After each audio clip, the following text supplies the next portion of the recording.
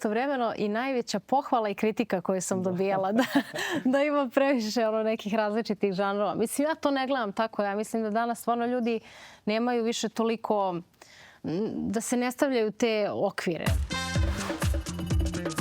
To je zapravo jedan od sigurno vaših glavnih odlika, da se narodu zapravo sviđa to što ste šarenoliki i što to nekako opet u kompletu zvuči kao jedna složna cijelina, onako da možete da ponudite kao kompletiran album koji ima sve elemente različite koje hoćete vi da postavite. To je istovremeno i najveća pohvala i kritika koju sam dobijala da ima previše nekih različitih žanrova. Mislim, ja to ne gledam tako. Ja mislim da danas stvarno ljudi nemaju više toliko, da se ne stavljaju te okvire. Nema više sad kao ova ekipa sluša samo rock metal, ova ekipa samo komercijalu. Danas ljudi, mislim, mi prvi slušamo i ne znam, Snarky Puppy i Džalo i Bubu. Uopšte nemamo problem s tim i svega toga iscrpimo ono što nas najviše radi i što nas nekako pokrene iznutra.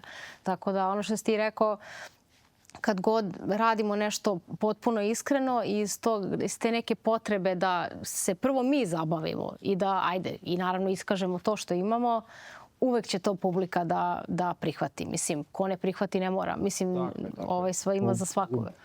U biti ne razmišljamo mi puno. Stvarno, tu sad kao sjednemo mi nešto i kontana mišljamo, mi veliki umjetnici, a ovo ono.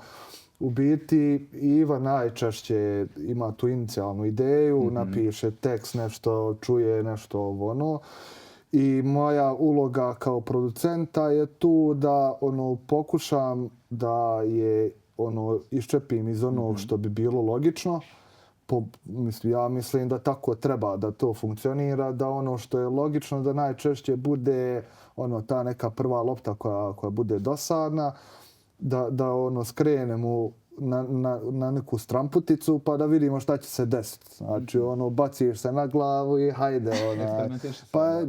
Mislim da u tom eksperimentisanju da iz toga izlazi najbolje stvari i ovo što stvarno mislim da nekad ne treba puno razmišljati.